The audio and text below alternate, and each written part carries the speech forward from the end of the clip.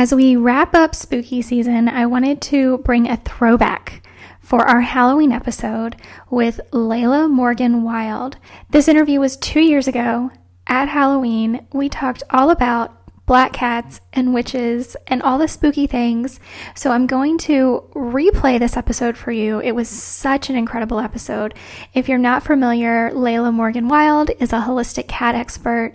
She founded the blog Cat Wisdom 101 and also started the nonprofit initiative Black Cats Tell All in 2016 to promote black cat adoption and to kind of show us that black cats are not the bad luck we've been told that they were. So I'm going to give you the best parts of that episode with Layla Morgan Wilde all around spooky season and black cats and witches and stuff. I hope you enjoy it. We will be back next week with another incredible interview. Until then, happy Halloween. Like I was telling you before, I am so fascinated by this, and I have been doing a little bit of research on it. But yeah, we're just going to start with, we're just going to have like a fun little chat today and start with how black cats became a symbol of Halloween. Well, a few things actually, but I do want to just share. I don't know if you're aware, but Halloween now is probably the biggest holiday after Christmas. It's a multi-billion-dollar industry. So we didn't get to doing this huge interest, the way that we're decorating. I mean, look at my little altar behind me. I didn't always do that a few years ago. So if we want to delve right into the roots, I think there isn't just one. So you're asking kind of a, because of all the mythology, some say, oh, it's the Egyptians, and it could be the ancient Greeks, and it could be, going back to the witch hunt during the Middle Ages. But if we want to get into myth, the origin of the familiar, the magical assistant, if you will, to a witch would go back to the Greek myth of Hecate. So she is the goddess, the Greek goddess of the moon and magic. And so so that particular story where, one thing shape-shifted into another thing, so the servant got shape-shifted into a black cat, and then that became Hecate's familiar. So that's kind of the roots of that. But it's a lot more complicated. Then we bring in the whole witches in terms of the Middle Ages. Can I read you a short paragraph from my book that actually explains it? Absolutely, I would love that. Let me just quickly do this because a lot of people don't know because there's so much wrong information. So this is from my book, Black Cats Tell All. And so this is, so honestly, this is the fact, not the myth, not the fiction, not the fantasy. And so we can trace back the origins of black cat superstitions to the 13th of June, 1233. So at that time, there was the Pope Gregory the Ninth, and he issued a papal bull. That's an official church document, and it was titled the Vox in Rama, and in it declared that black cats were an incarnation of Satan, and anyone possessing a black cat then could be associated with devil worship and witchcraft. So this public, formal, from the church decree that marked the beginning not only of the Inquisition, that's that whole church sanctioned heretic and witch hunts, and this was actually and the directly right after that, this, I don't remember if he was actually a friend or he was some kind of associate, because remember, in terms of the Catholic Church, there was always a big financial or commercial aspect, including the whole witch hunt, which we could get into later. But anyway, so he appointed a formal inquisitor, so kind of a heretic or witch hunter. And so he was a German fellow, Konrad von Marburg. So he's a priest. And his job was to, quell the growing numbers of the Cathars. That was a Christian sect, which were considered heretics. And so he's the guy, Marburg, discovered this cult in Germany, and they were called the Luciferians. And that was kind of like, from there, it just kind of spread like wildfire, as kind of like bad news does, or when there's fear and all of that. So basically, we can blame the Catholic Church. Yeah. Yeah, I read about that when I was doing a little bit of research for today's episode as well. And it was really interesting because it started, like you said, with this decree on black cats being basically the devil incarnate, right? And like this massive game of telephone throughout the Catholic Church, to where all of these men who were going out and killing all of these black cats, they just kind of started killing all cats because this, game of telephone was just getting distorted what they were actually to do. Yeah, exactly. And, mostly women, again, not exclusively women, but again, any kind of stereotype of, let's say, a woman that was single, older, maybe they kept cats, but, familiars can be dogs as well, particularly black dogs. But, if you look at the tradition, before we had, doctors, physicians, the way that we do now, the wise women, the herbalists, the healers, they were usually the woman kind of the village, a healer. And those were the first ones that would be targeted because they had the magic. They had the ability to heal. They had the ability to, do something that was separate from the church. They didn't need an intermediary of a church. They could go directly to source. And that's a whole other thing in terms of, the whole women and empowerment and or lack thereof. Yeah. Well, yeah, but I think that ties in so much with the idea of witches, right? The way that the society we live in, stereotypes witches. And what got me so interested in this was actually a question that Jay from the Two Crazy Cat Ladies asked me a couple of years ago now. And we were just talking about, why is it so taboo in society to be a crazy cat lady, right?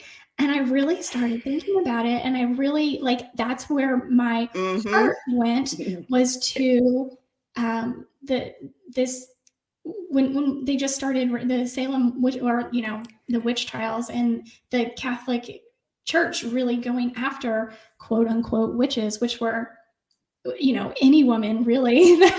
Exactly. But I'm not going to target the Catholic Church specifically, sure, because then very closely after, during this time, then of course we had the Lutherans and then the Protestants, and it was actually the Protestants or the Pilgrims, right, that came across the ocean to settle in the U.S. So again, whether it's Catholic or Protestant or whatever, but the stuff that happened with Salem and the witch hunt here was kind of really limited.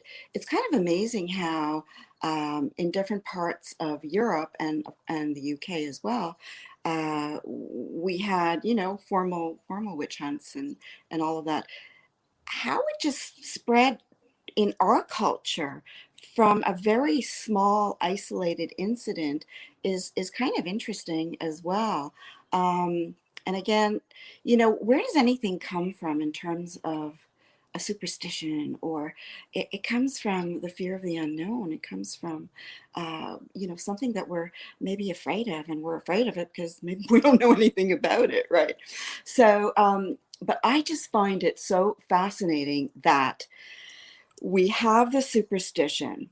But if you look back culturally, it wasn't even in this country. It wasn't it was kind of still a double-edged sword, because you can look at old Halloween costumes going back to like the 1920s, and it was a lot more lighthearted and then it turned darker and darker, probably in the maybe the 60s and the 70s, where we have really that stereotypical, you know arch black cat, and the glowing red eyes, and that kind of really that more evil looking thing. I did want to, I felt called to say this, and I don't talk about this. I have not talked about this at all on my podcast. In fact, the only place I have talked about it is on my Patreon, because I have a very safe space there with my Patreon family. But I know that you will know exactly what I'm talking about. I have had my remaining black cat. His name is Romeo. I've had a lot of issues with him. And I've talked to quite a few animal communicators who have tapped into him, and professional readings and people on Clubhouse, and they all say the same thing, that pretty much that he chose me, and that he was very special in a past life. One person even said he was a king in a past life. And he just expects to be waited on hand and foot, basically. Yes, but tell me, so then what are the issues? Well, he started spraying a number of years ago, and I've been managing that.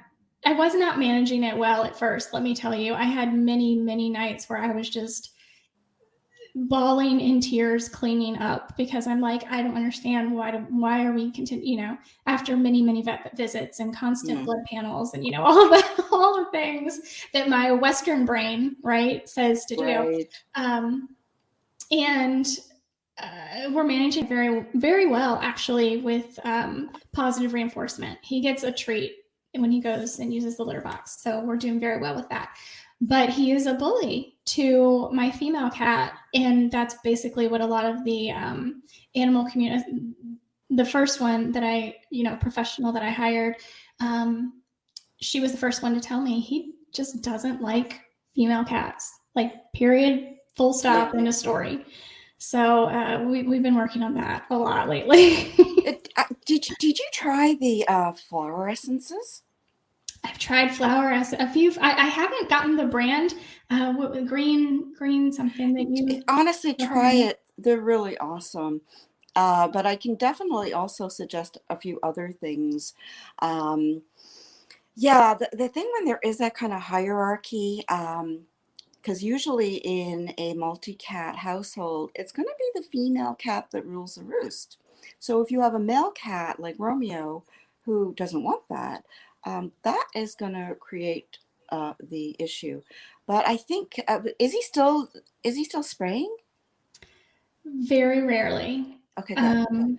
Very, very rarely. And what's really interesting to me is that everything about this contradicts what my Western brain knows, right? My don't assign human emotions to your animals. And, cats never do anything out of spite, or, you know what I mean? Like, that's how. Exactly. They're not jealous. They're not, Right. That's how our Western brain thinks. And when I really put it into perspective with everything the animal communicators and energy healers have told me, it makes so much.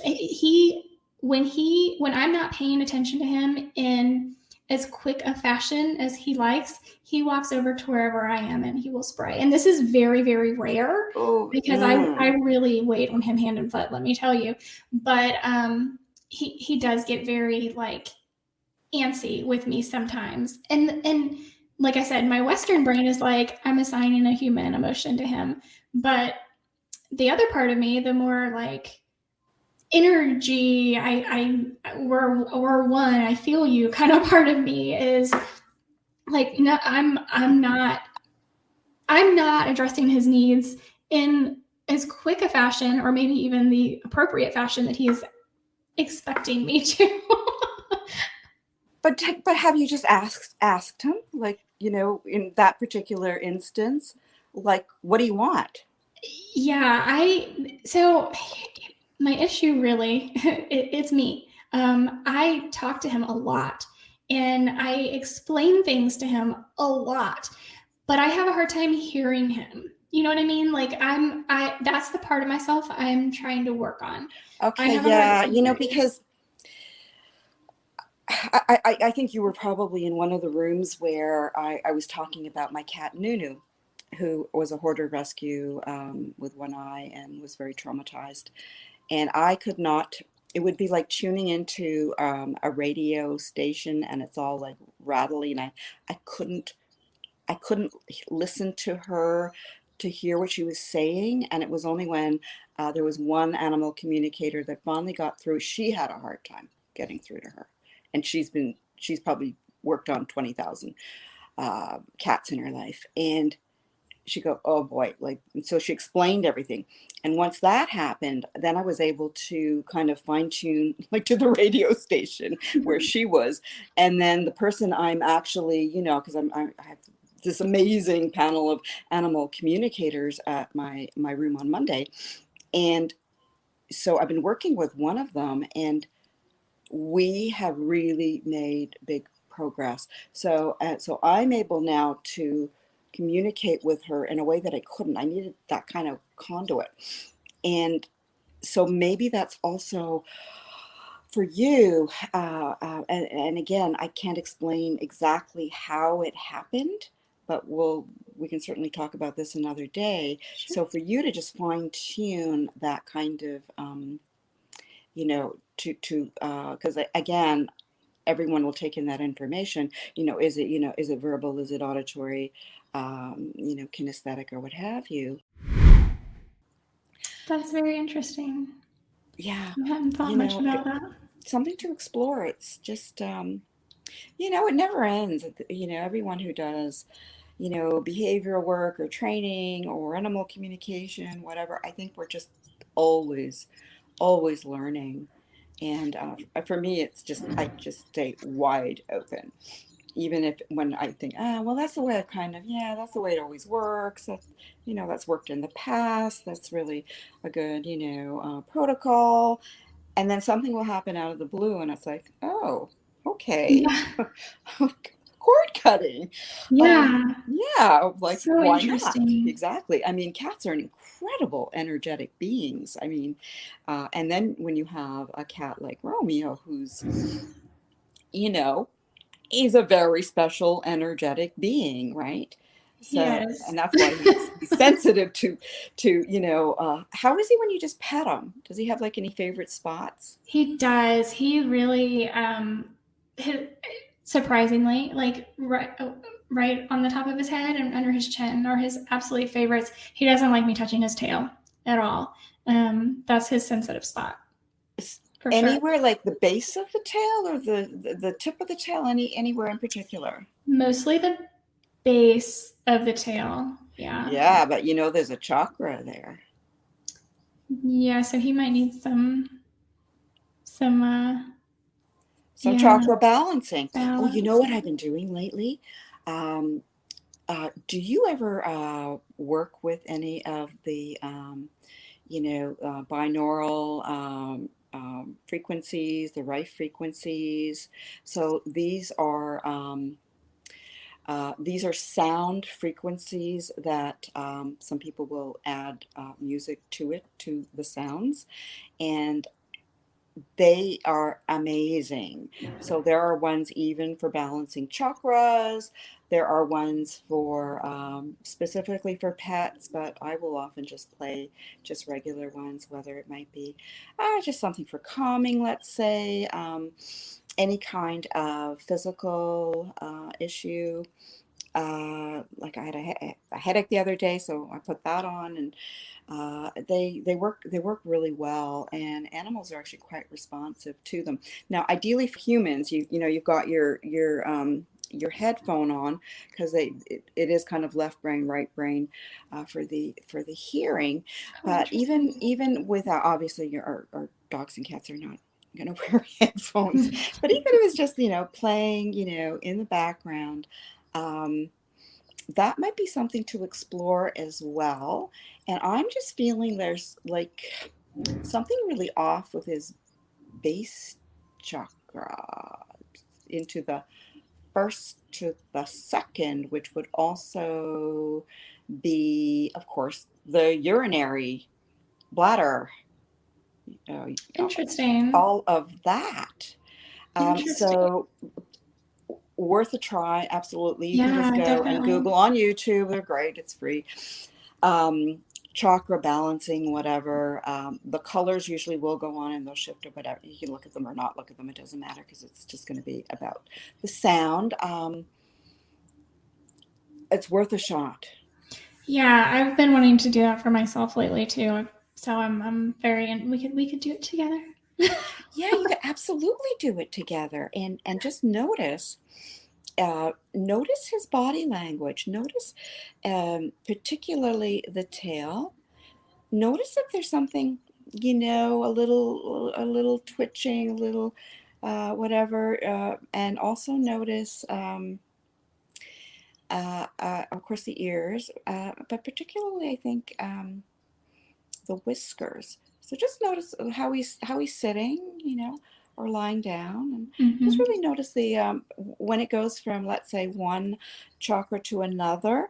There'll usually be a little bit of a beat, a pause, so you'll know, if you're not actually watching the screen, you'll know it's gone, from base chakra to sacral, and so on. Yeah. Boy, I'm really curious to see how that might be a good, a good, just an adjunct, whatever. You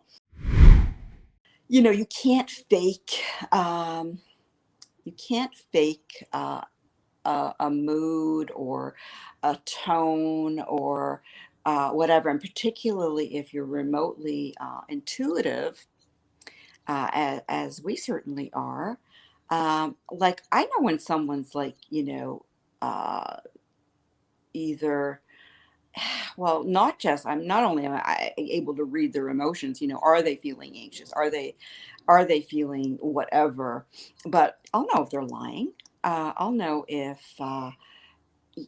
that they're just being evasive or what have you, because you know, You can hear it. you You can can hear hear it. it. Yeah.